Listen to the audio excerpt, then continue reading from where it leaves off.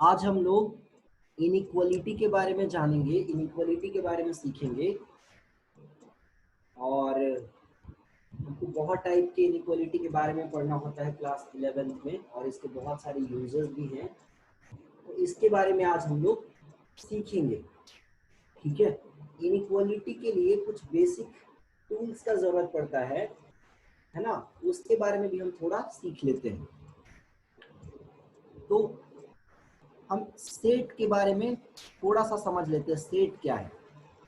Set बोलते हैं collection of well defined objects या एलिमेंट।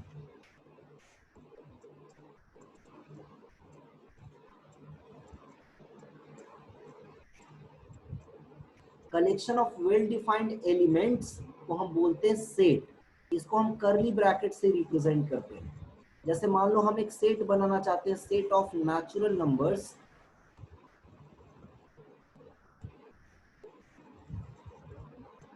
लेस देन 5, तो इस कर्ली ब्रैकेट के अंदर लिख देंगे 1 2 3 4।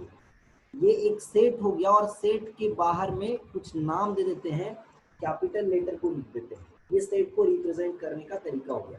सेट एक कलेक्शन है कैसे ऑब्जेक्ट्स का, जो वेल डिफाइंड ऑब्जेक्ट्स होने चाहिए।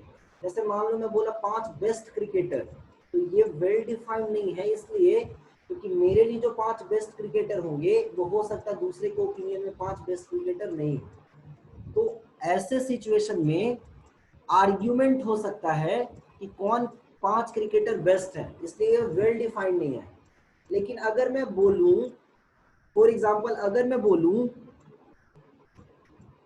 कि सेट ऑफ, है ना, set of 5 even numbers which is less than, या set of 5 whole numbers from starting, ऐसे बोला स्टार्टिंग से 5 होल नंबर्स का सेट, तो इसमें कोई आर्ग्यूमेंट का चांस ही नहीं है। एवरीबॉडी विल आंसर एज 0 1 2 3 4, तो इसमें कोई आर्ग्यूमेंट नहीं है। तो ऐसा जब डेफिनेशन होता है, इसको बोलते हैं वेल डिफाइंड। ऐसा कलेक्शन यदि होता है तो बोलते हैं collection of well defined elements या ऑब्जेक्ट्स। इसमें हम बोलते हैं 1 को लिख सकते हैं 1 belongs to A, 2 belongs to A, ऐसा हम रिप्रेजेंट कर सकते हैं। ये 1 2 3 4 जो है एलिमेंट्स है सेट का। फिर एक चीज होता है एन ए, इसको बोलते हैं कार्डिनल नंबर ऑफ सेट। इसको बोलते हैं कार्डिनल नंबर ऑफ सेट। इस सेट कार्डिनल नंबर का मतलब होता है कि सेट के अंदर कितने एलिमेंट्स प्रेजेंट है या कितने ऑब्जेक्ट्स हैं। तो ये हो गया 4, ये हो गया कार्डिनल नंबर इस सेट का। ठीक है, जो सेट खाली होता है उसको बोलते हैं नल, एम्प्टी या वॉइड सेट। उसको रिप्रेजेंट करने का तरीका होता है 5 या एम्प्टी कर्ली ब्रैकेट। जैसे एग्जांपल के तौर पे set of odd number divisible by 2,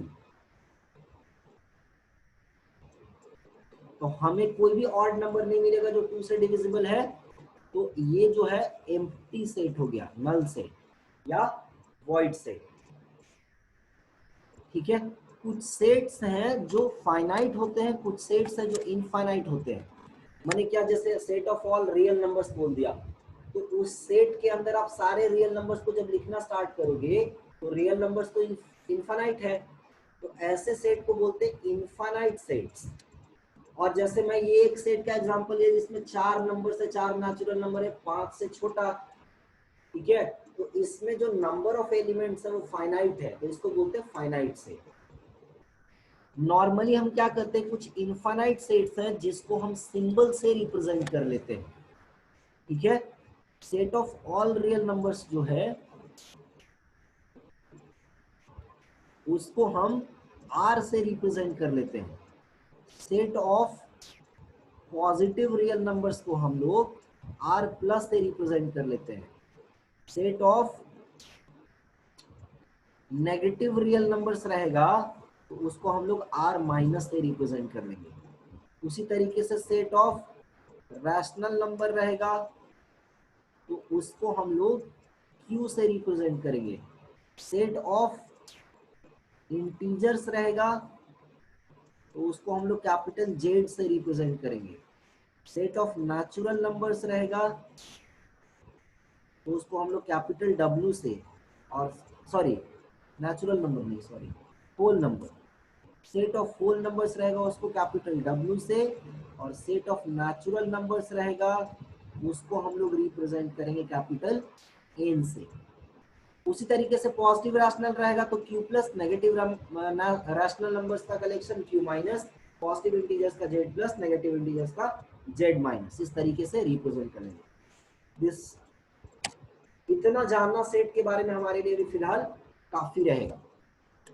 इसी तरीके से एक और चीज का जरूरत पड़ता है जिसको हम लोग बोलते हैं इंटरवल्स।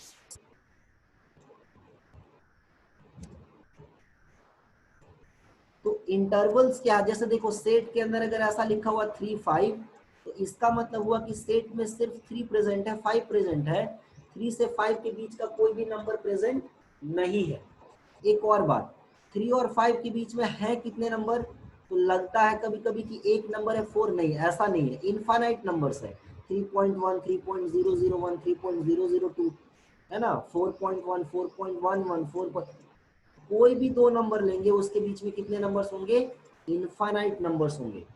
तो अगर सेट के अंदर 3 5 लिखा हुआ माने 3 है 5 है, 3 से 5 के बीच का कुछ नहीं है।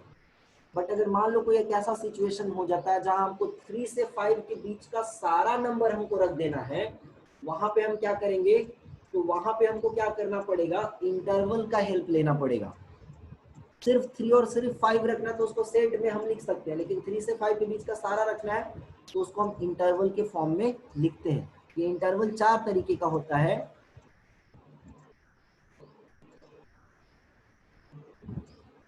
ये जो इंटरवल है ये कहलाता है क्लोज्ड क्लोज्ड, ये कहलाता है क्लोज्ड ओपन, ये कहलाता है ओपन क्लोज्ड, और ये कहलाता है ओपन ओपन। ये 4 तरीके के इंटरवल से। इसमें देखो ए जो है हमेशा लेफ्ट में है और बी राइट में है, तो ए जो है हमेशा छोटा होगा और बी हमेशा बड़ा होगा। जो भी नंबर छोटा रहेगा उसको लेफ्ट साइड में लिखेंगे, जो नंबर बड़ा रहेगा उसको राइट साइड में लिखेंगे, और दोनों को कॉमा से सेपरेट करेंगे। This is how we write one interval. Meaning क्या है इसका, तो ये इंटरवल में ए से बी के बीच का हर नंबर प्रेजेंट है। All of this intervals contain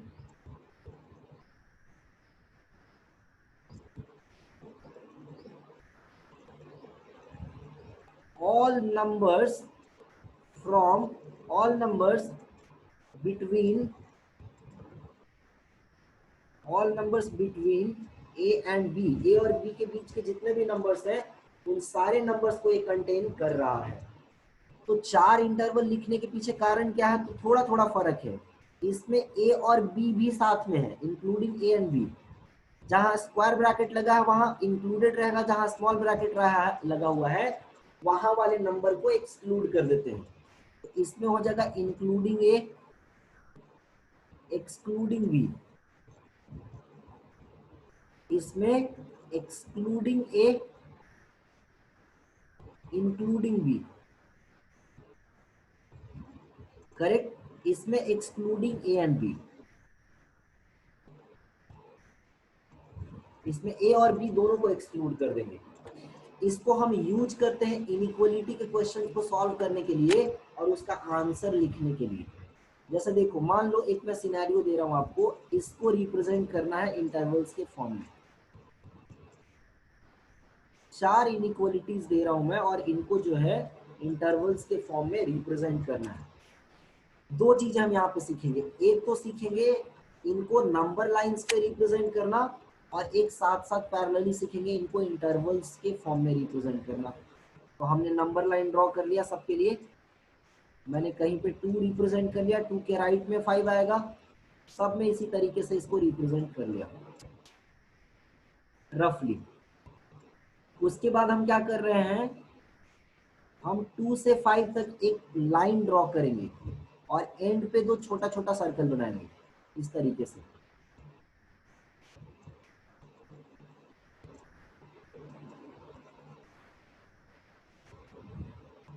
अब जिस एंड पे इक्वल टू का साइन लगा है उसको हम डार्क कर देंगे। देखो 5 पे यहाँ इक्वल टू का साइन है, यहाँ पे भी 2 पे इक्वल टू का साइन है, इन दोनों को डार्क कर दिया। 2 पे इक्वल टू का साइन है, डार्क कर देंगे, 5 पे नहीं, 5 पे एम्प्टी छोड़ देंगे। यहाँ 2 पे नहीं है इक्वल टू का साइन, 5 पे है, तो 5 पे डार्क कर देंगे, 2 पे एम्प्टी छोड़ देंगे। यहाँ कहीं पे भी डार्क करने का जरूरत नहीं है। सो इस तरीके से जो है हमने नंबर लाइन पे इनको रिप्रेजेंट कर दिया। इसी को जब इंटरवल में लिखना होगा तो मैं लिखूंगा x बिलोंग्स टू 2 से 5। x 2 से 5 के बीच का कोई भी नंबर हो सकता है, और 2 इंक्लूडेड है, 2 इक्वल में 2 के इक्वल भी हो सकता है x, और 5 के इक्वल भी, क्योंकि यहाँ इक्वल टू का साइन लगा हुआ है तो इसको हम स्क्वायर ब्रैकेट में लिख लेंगे। इसको लिखेंगे 2 से 5, 2 इंक्लूडेड है तो स्क्वायर ब्रैकेट, और 5 एक्सक्लूडेड है तो स्मॉल ब्रैकेट। यहाँ पे 2 एक्सक्लूडेड है तो स्मॉल ब्रैकेट, और 5 इंक्लूडेड है तो स्क्वायर ब्रैकेट, और यहाँ पे इस तरीके से इसको लिखिए। तो यहाँ पे डार्क सर्कल होल एंड पे या स्क्वायर ब्रैकेट पुट कर रहे हैं, या इंक्लूड कर रहे हैं, या इनइक्वालिटी में इक्वल टू वाला साइन पुट कर रहे हैं, उन सब का मीनिंग सेम है, उन सब का मीनिंग एक ही है। Got it? इस तरीके से हम इंटरवल में रिप्रेजेंट कर रहे हैं। एक और बात, इन्फिनिटी और माइनस इन्फिनिटी जो है ये सिंबल्स है, कोई नंबर्स नहीं है। पहली बात तो ये समझ लो, ये सिंबल्स है, कोई नंबर्स नहीं। इन्फिनिटी का मतलब जितना भी बड़ा नंबर आप सोच सकते हो उससे भी बहुत बड़ा होता है इन्फिनिटी, और जितना भी छोटा नंबर सोच सकते हो उससे भी बहुत छोटा होता है minus infinity. So they are symbols, और कोई भी नंबर इनके बराबर नहीं हो सकता है। This is reason why infinity पे हम लोग हमेशा स्मॉल ब्रैकेट लगाएंगे। इन्फिनिटी और माइनस इन्फिनिटी पे हम हमेशा स्मॉल ब्रैकेट का ही इस्तेमाल करेंगे। जैसे मान लो हमको इसको रिप्रेजेंट करना है x greater than equal to 2 को, या x ग्रेटर देन 2 को, x less than equal to 2 को, और x लेस देन 2 को। तो इनको रिप्रेजेंट करने के लिए मैं क्या करूंगा, नंबर लाइन ऐसे ड्रॉ कर दिया, 2 को रफली मार्क कर लिया कहीं पे। अब 2 से बड़ा चाहिए तो 2 के राइट में हम जाएंगे, जाते जाएंगे खत्म नहीं होगा तो इसलिए एरो लगा देंगे। ऐसे केस में एरो लगा देना है। 2 से छोटा चाहिए तो 2 के लेफ्ट में जाएंगे, और खत्म नहीं होगा तो एरो लगा देंगे। यहाँ पे भी ऐसे ही कर दिया, एरो लगा दिया। इस तरीके से हम इसको रिप्रेजेंट कर लेंगे, चारों सिनेरियो को, चारों सिचुएशंस को। इसको लिखेंगे x बिलोंग्स टू 2 से इंफिनिटी जाना है ना, तो 2 से इंफिनिटी हो गया। 2 देखो इंक्लूडेड है तो 2 पे स्क्वायर ब्रैकेट, और इंफिनिटी पे हमेशा स्मॉल ब्रैकेट लगाना। x बिलोंग्स टू क्या हो गया, ये 2 से इंफिनिटी, लेकिन 2 पे स्मॉल ब्रैकेट, ये हो गया माइनस इंफिनिटी से 2, और 2 पे जो है यहाँ पे स्क्वायर ब्रैकेट लगेगा क्योंकि 2 इंक्लूडेड है, और ये हो जाएगा x belongs to minus infinity से 2। एक बात का यहाँ पे ध्यान रखना, जल्दबाजी में कभी कभी ऐसा लिख देते हैं हम लोग, तो ये गलत हो गया। गलत इसलिए हो गया क्योंकि माइनस इंफिनिटी छोटा नंबर है, तो माइनस इंफिनिटी को आप लेफ्ट में लिखोगे और 2 को राइट में आप लिखना हमेशा। स्मॉलर नंबर को हमेशा लेफ्ट पे और ग्रेटर नंबर को हमेशा राइट पे। इसका ध्यान रखेंगे आप इंटरवल लिखते टाइम पे। तो इस तरीके से हम इंटरवल में हम इनइक्वालिटी को रिप्रेजेंट कर लिए। ये जो है सिंपल स्टेटमेंट्स है, ये 4 स्टेटमेंट्स को हमने रिप्रेजेंट किया इंटरवल में। इन 4 स्टेटमेंट्स को रिप्रेजेंट किया हमने इंटरवल में। तो ये जो है सिंपल स्टेटमेंट्स है, इसमें एक से ज्यादा स्टेटमेंट नहीं है, सिर्फ एक ही स्टेटमेंट है इन सारे सिचुएशंस में। ऐसा भी हो सकता है कि एक से ज्यादा स्टेटमेंट हो जाए जब कभी, वहां पे हम क्या करेंगे, तो देखो मैं आपको बता रहा हूं। कंपाउंड स्टेटमेंट्स के लिए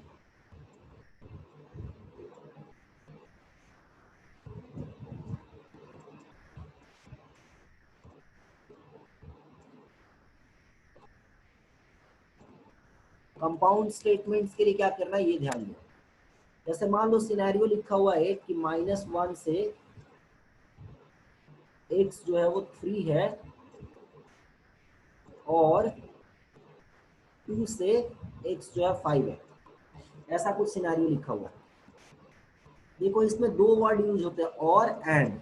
इसका मैं मीनिंग आपको समझा दूं। और जब भी इस्तेमाल हो तो उसका मतलब है कि अगर मान लो जैसे तीन चीजें हैं और मान लो वन जो है एक जगह प्रेजेंट है लेकिन दो जगह प्रेजेंट नहीं है और बीच में इसके और यूज किया गया है, तो वन जो है आंसर में आ जाएगा। अगर वन एक भी जगह अपीयर किया है, सारे जगह में से एक भी जगह अगर अपीयर कर रहा है वन, तो उसको आंसर में हम लिख सकते हैं। और का ये मीनिंग है। और का सिंपली मीनिंग ये होता है कि एक बार भी अगर वो अपीयरेंस में आ रहा है तो हम उसको आंसर में लिख सकते हैं। इसी का वो ऐसा समझो कि अगर मैं तीन स्टेटमेंट बोलता हूँ और तीन स्टेटमेंट के बीच में मैं और शब्द का इस्तेमाल करता हूँ कि ऐसा या ऐसा या ऐसा, और अगर मैं तीन स्टेटमेंट में से एक स्टेटमेंट भी करेक्ट बोल दिया और दो स्टेटमेंट मैंने फॉल्स बोला, तो ओवरऑल आई एम ट्रू। ठीक है।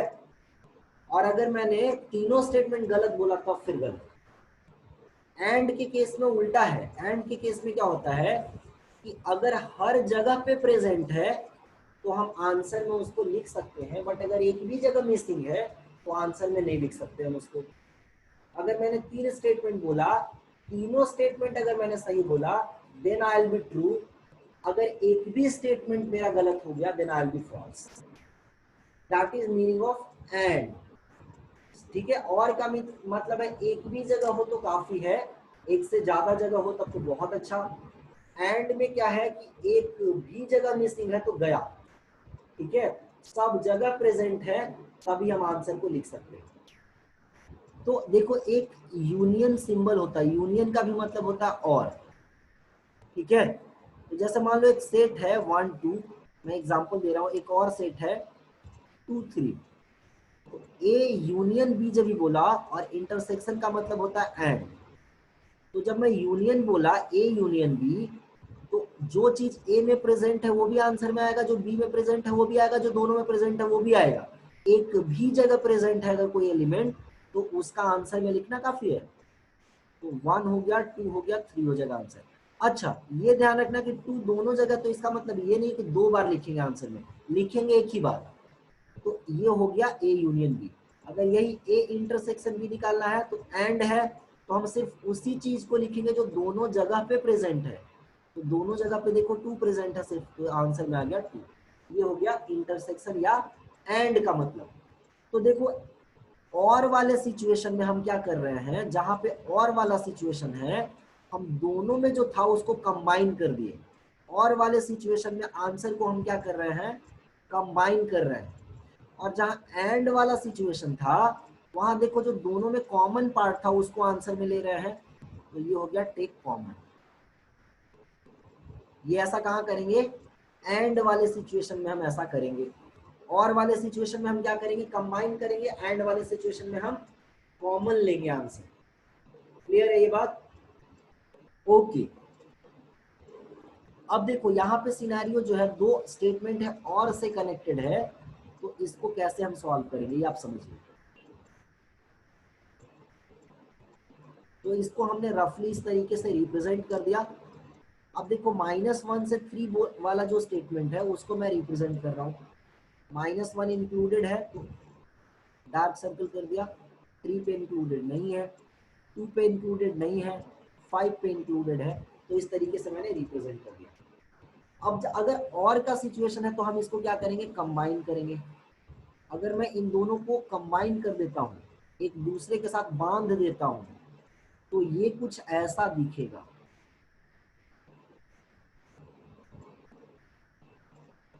ठीक है। ये कुछ इस तरीके से दिखेगा। और इसको मैं बोलूंगा x बिलोंग्स टू, ये -1 था यहाँ पे और यहाँ 5 था, तो -1 से लेकर के 5 तक दोनों जगह डार्क है तो दोनों जगह स्क्वायर ब्रैकेट आ गया। देखो 2 जो है यहाँ पे है लेकिन यहाँ पे गायब है, तो आंसर में आएगा कि नहीं। और का केस है एक भी जगह प्रेजेंट है तो आएगा आंसर में। यहाँ 3 नहीं है लेकिन यहाँ है, तो आंसर में 3 भी आएगा। देखो -1 से 5 के बीच का हर नंबर प्रेजेंट है तो 3 और 2 भी होगा ही होगा। तो इस तरीके से इसको हम आंसर में लिखेंगे। अगर यही मान लो ऐसा क्वेश्चन होता, सेकंड में लिख रहा हूं,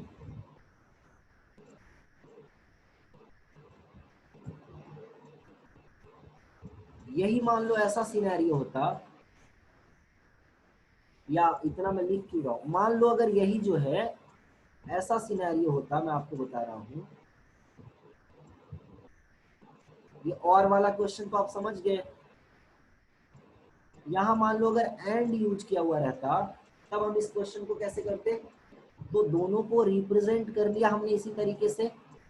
अब हमारे पास क्वेश्चन में यहाँ एंड है स्टेटमेंट्स के बीच में, तो हम क्या करेंगे, सिर्फ कॉमन पार्ट को लेंगे, और देखो ये पार्ट कॉमन है, 2 से 3 के बीच का पूरा पार्ट कॉमन है। अब देखो 2 कॉमन है कि नहीं, ये देखो आप पहले, तो 2 जो है इसमें तो प्रेजेंट है लेकिन इसमें प्रेजेंट नहीं है, तो नहीं आएगा आंसर में। 3 इसमें प्रेजेंट नहीं है, इसमें प्रेजेंट है, तो नहीं आएगा आंसर में, क्योंकि कॉमन होने का मतलब ये है कि दोनों जगह पे प्रेजेंट होना चाहिए। तो एंड का सिचुएशन रहता तो ये आ जाता answer, x belongs to 2 to 3 in open interval. ठीक है, कंपाउंड स्टेटमेंट्स के लिए ओपन इंटरवल ऐसा आएगा। दूसरा क्वेश्चन एक लेते हैं, मान लो ऐसा दिया हुआ क्वेश्चन,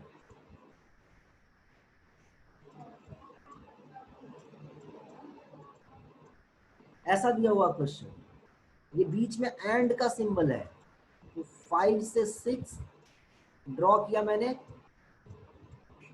और फिर 7 से बड़ा दिया हुआ है। अब आप देखो कि कुछ भी पार्ट इसमें कॉमन नजर नहीं आ रहा है, तो कुछ भी कॉमन नहीं आ रहा है यानी आंसर में कुछ भी नहीं आएगा, तो इसको बोलेंगे x बिलोंग्स टू 5। आंसर कुछ भी नहीं आया, x बिलोंग्स टू 5। ये सेकेंड क्वेश्चन हो गया। थर्ड क्वेश्चन में ले रहा हूं इसी तरीके से और कुछ एग्जांपल, मान लो ऐसा लिखा हुआ है,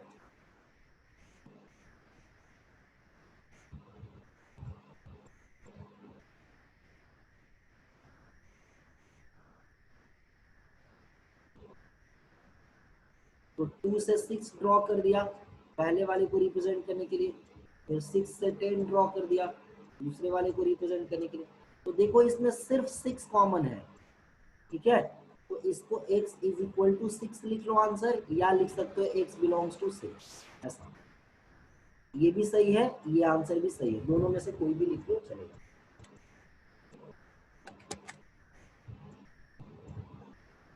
एक और एग्जांपल लेते हैं, मान लो यही क्वेश्चन होता और इसी क्वेश्चन में यहाँ एंड के जगह सिनेरियो जो है कुछ और होता, इस तरीके से यहाँ और का सिंबल होता, और लगा हुआ रहता, तब क्या करते हम, तब इसको कैसे रिप्रेजेंट करते हम, तो कंबाइन करते इसको हम, और के केस में कंबाइन करते, और कंबाइन करते तो ये हमको कुछ इस तरीके से दिखता। और अगर इसको हम इंटरवल में लिखे तो x बिलोंग्स टू हो जाएगा 2 से लेकर के 10 तक, तो ये दिखेगा 2 से 10। अब देखो एक और बात समझ लेना, ये भी डार्क है ये भी डार्क है, तो डार्क और डार्क मिलके डार्क हो जाएगा। एक और बात, अगर मैं आपसे यहाँ पूछूं कि यहाँ एम्प्टी सर्कल है कि डार्क सर्कल है, तो आप बोलोगे सर्कल ही नहीं दिख रहा है। तो देखो सर्कल एम्प्टी या डार्क का सिर्फ इतना ही मतलब है, दिखाना नहीं हर जगह शो नहीं करना, सिर्फ एंड पे एक्सट्रीम पे शो करना है, पर उसका रियल मीनिंग ये है कि वहां का नंबर इंक्लूडेड है या एक्सक्लूडेड है। तो देखो अगर मैं यहाँ पूछूं आपसे कि जहाँ एरो है वहां पे डार्क सर्कल है कि एम्प्टी सर्कल है, तो वहां का नंबर तो इंक्लूडेड है ही, तो आप बोलोगे सर यहाँ पे डार्क सर्कल है, एम्प्टी सर्कल नहीं है। Getting it? So dark circle empty circle का सिर्फ इतना ही मतलब है कि वहां का नंबर इंक्लूडेड है या एक्सक्लूडेड है। तो यहाँ देखो, यहाँ पे मैं पूछ लूँ, यहाँ पे पूछ लूँ, यहाँ पे पूछ लूँ, हर जगह ये क्या है, डार्क सर्कल्स समझोगे आप। ठीक है, ये ऐसा लिख लिया। मैं एक और एग्जांपल लेता हूँ जिसमें मैं क्या करता हूँ, इसको ओपन कर देता हूँ, ऐसा कर देता हूँ। ठीक है, इसका आंसर क्या हो जाएगा,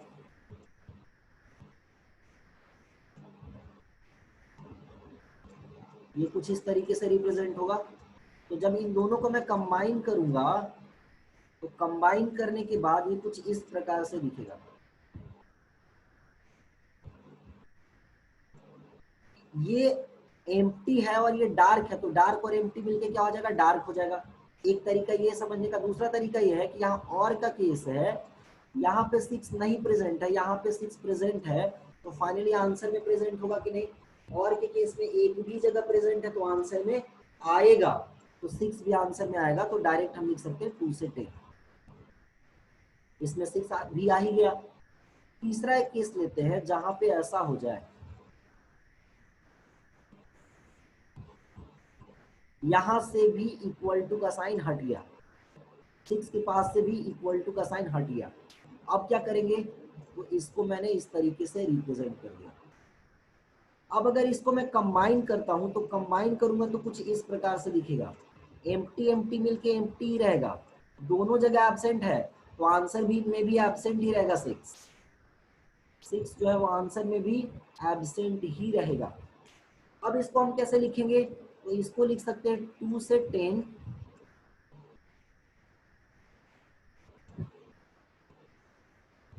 2 से 10, लेकिन 6 गायब है, तो माइनस इसको कर सकते हो, माइनस का सिंबल है और ये 6 हो गया, यहाँ से 6 रिमूव कर दिए, ऐसा लिख सकते हो। एक तरीका ये है लिखने का। दूसरा तरीका लिखने का है x बिलोंग्स टू, 2 से चलना स्टार्ट किए, चलते चलते चलते चलते 6 पे पहुंचे, तो 2 से 6 लिख लिया, 2 पे क्लोज, 6 पे ओपन इंटरवल यानी स्मॉल ब्रैकेट, क्लोज्ड ओपन हो गया, 6 पे ब्रिज जो है हमारा टूट गया, एक ब्रिज है समझ लो, वो टूट गया, ब्रेक कर गया। तो फिर जहां से दोबारा स्टार्ट किए वहीं से हम लिखना स्टार्ट करेंगे। तो फिर हमने 6 से ही स्टार्ट किया और चलना स्टार्ट किया, 10 तक चलेंगे। इन दोनों को कनेक्ट करने के लिए बीच में यूनियन लगा देना है। तो इस तरीके से भी हम आंसर को लिख सकते हैं। This is another way to write the answer of this inequality. Now let's see the next question, fourth question. मान लो ऐसा लिखा हुआ है x इज लेस देन 3 और 1 से लेकर के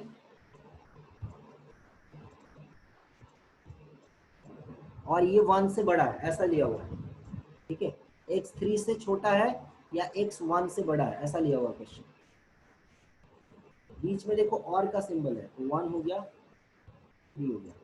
पहला स्टेटमेंट बोल रहा है 3 से छोटा है, दूसरा स्टेटमेंट बोल रहा है 1 से बड़ा है।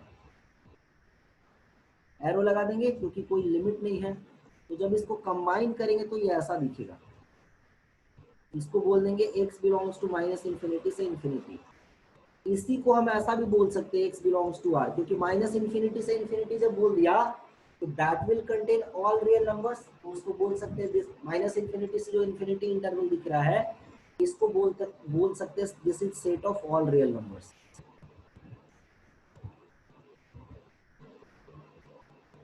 ठीक है, माइनस इंफिनिटी से infinity is nothing but set of all real numbers. एक मैं आपको और क्वेश्चन दिखा रहा हूं, इसमें मान लो ऐसा दिया हुआ है, बहुत कॉम्प्लिकेटेड सा मान लो स्टेटमेंट दिया हुआ है।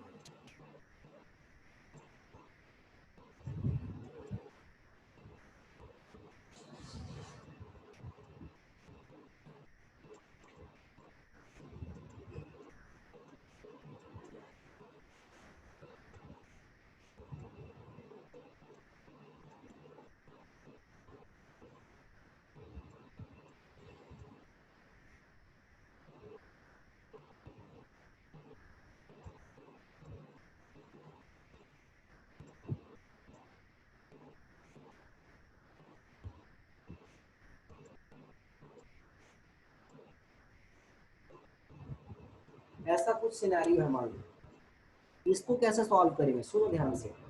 जैसे हमको बचपन में क्वेश्चंस मिलता था प्लस माइनस इंटू डिवीजन सब एक साथ लिख करके, तो उसमें हम सबसे पहले ब्रैकेट को सिंप्लीफाई करते थे। सेम काम हम यहाँ पे करेंगे, सबसे पहले ब्रैकेट को सिंप्लीफाई करेंगे, ये दो स्टेटमेंट्स को हम सॉल्व करके एक स्टेटमेंट में कन्वर्ट करेंगे, इन दो स्टेटमेंट्स को सॉल्व करके एक स्टेटमेंट में कन्वर्ट करेंगे। तो इन दोनों स्टेटमेंट्स के बीच में एंड लगा हुआ है, इसको यूज करके और फाइनली हम लास्ट में जो आंसर आएगा उसको हम इंटरवल के फॉर्म में लिख देंगे।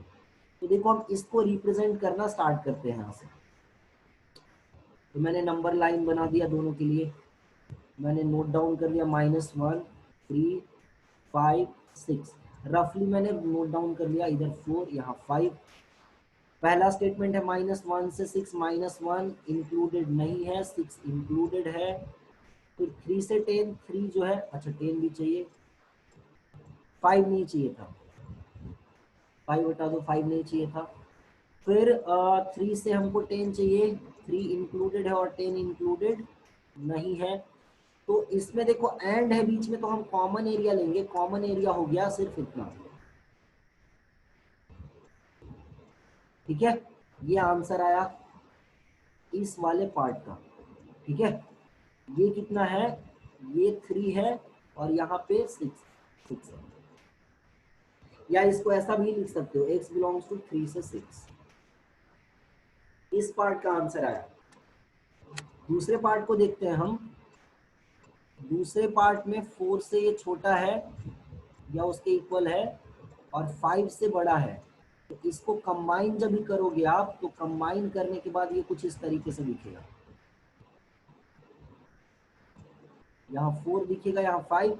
अगर इसको लिखना चाहो तो माइनस इन्फिनिटी से 4, ब्रिज टूट गया तो फिर 5 से स्टार्ट करेंगे, 5 से इन्फिनिटी, और बीच में कनेक्ट करने के लिए यूनियन लगा देंगे, यूनियन का symbol. Got it? Now in दोनों के बीच में इन दोनों स्टेटमेंट्स को सॉल्व करना है, और इन दोनों स्टेटमेंट्स के बीच में एंड लगा हुआ है, एंड से कनेक्टेड है ये दोनों स्टेटमेंट्स। तो इसको हमको सॉल्व करना है। इसको देखते हैं फाइनली कैसे सॉल्व करेंगे। अच्छा, now this is not two statements, this is not representing two statements, rather it is representing one statement, one single statement. तो मैंने इसको ऐसे लिख दिया, ये हो गया 3 4 5 6। पहला स्टेटमेंट है 3 से 6, तो मैंने 3 से 6 ऐसे ड्रॉ कर लिया, ओके। और दूसरा स्टेटमेंट है माइनस इन्फिनिटी से 4, 4 इंक्लूडेड है, और 5 से इन्फिनिटी 5 एक्सक्लूडेड है। तो ऐसा समझ लो ये राम का संपत्ति है, राम का वेल्थ है ये, और ये श्याम का वेल्थ है। राम और श्याम के वेल्थ में क्या कॉमन है, उसके जायदाद में क्या कॉमन है, ये कॉमन पार्ट है, ये कॉमन पार्ट है। तो 3 से 4 कॉमन दिख रहा है, फिर 5 से 6 कॉमन दिख रहा है। 3 दोनों में प्रेजेंट है तो कॉमन हुआ, 4 भी दोनों जगह प्रेजेंट है तो कॉमन हुआ, 5 एक जगह प्रेजेंट है एक जगह नहीं है तो कॉमन नहीं हुआ, 6 दोनों जगह प्रेजेंट है तो कॉमन हो गया, यानी आंसर में इंक्लूडेड रहेगा। और ब्रिज देखो टूट जा रहा, तो बीच में कनेक्ट करने के लिए यूनियन लगा दिया, x बिलोंग्स टू ऐसा। तो this is one of the most complicated problem, है ना। इसमें बिल्कुल ही स्टेटमेंट जो है उसको कॉम्प्लेक्स रखा गया, और इसको भी सिंप्लीफाई करके हम फाइनली इस तरीके से इंटरवल में लिख सकते हैं।